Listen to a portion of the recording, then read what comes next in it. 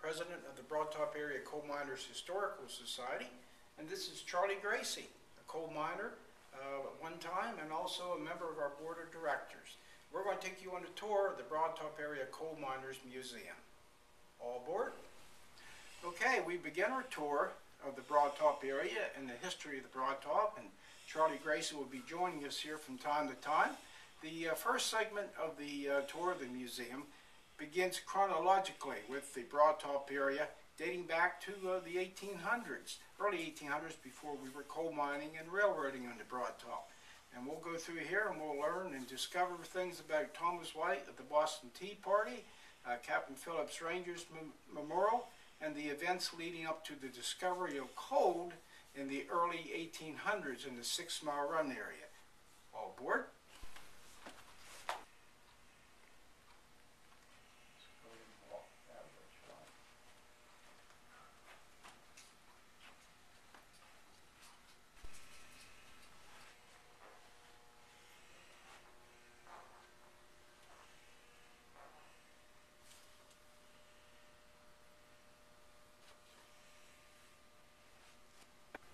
Now we begin our tour down the 6 Mile Run Valley. You'll discover the towns of Radnor and Coaldale Borough and Reynoldsburg and Defiance. This is the area where coal mining first started in the early part of the 19th century. Coal was discovered by a man by the name of Nathan Horton. So join us now as we take a trip up 6 Mile Run Valley.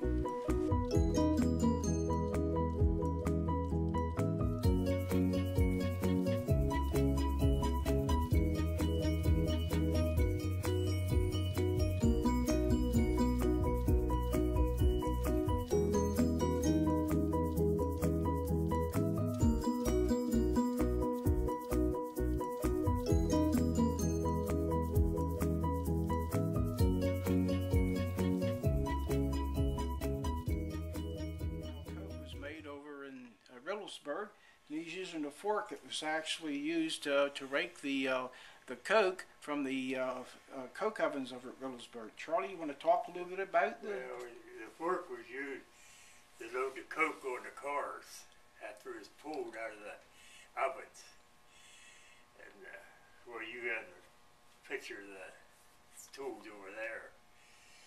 But that's what that was used for, to pick up the coke and throw it into low railroad cars there, to be shipped down to Reynoldsburg area, maybe other places too. The coal was brought from the local mines in the Reynoldsburg 6 Mile Run area, and of course it was transported over the Huntingdon and Broad Top Mountain Railroad.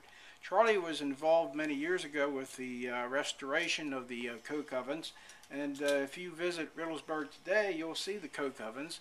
They're owned and maintained by Broad Top Township supervisors. Coal mining on the Broad Top was very limited until we had to come up with a way of getting the coal to market. And this happened originally by shipping the coal downstream from Reynoldsburg on the Raystown branch of the Juniata River. And then later the coal was shipped to Huntingdon, and from Huntingdon it was put on the old Pennsylvania Canal system. But we still needed a way of getting this coal to market in a faster, more efficient way. And this resulted in the construction of the Pennsylvania Railroad around 1850. And it was constructed, of course, from Philadelphia to Pittsburgh, making stops at Huntingdon, where the coal was originally shipped on the Huntingdon and Broad Top Mountain Railroad, beginning in the mid-1850s. And we'll step into the next room and learn a little bit about the Huntingdon and Broad Top Mountain Railroad. Getting the coal to market from Broad Top Mountain was a very challenging thing for the coal operators, who were already exploring the mountain, discovering outcroppings of coal and larger coal deposits. This resulted in the construction, or the chartering of the Huntingdon Broadtop Mountain Railroad in 1852. By 1956, the railroad was operating to Saxton, and then up the branch line to Riddlesburg, and then later up to 6 Mile Run Valley. It later served the Hopewell area, including the Hopewell Foundry, which back in those days was known as the Keystone Foundry. And it was constructed about 1847. It remains there today, and it's operated as a museum on weekends by the Hopewell Area Senior Citizens Center.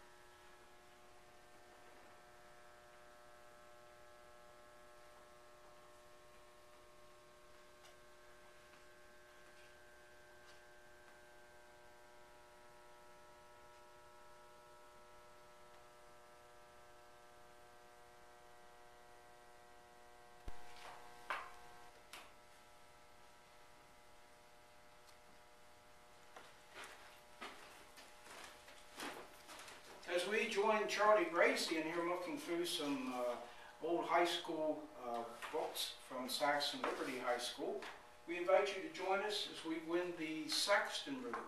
And actually Saxton was the location, headquarters, nerve center of the Huntingdon and Broadtop Railroad clear up until 1954 when the railroad was scrapped in the spring of that year.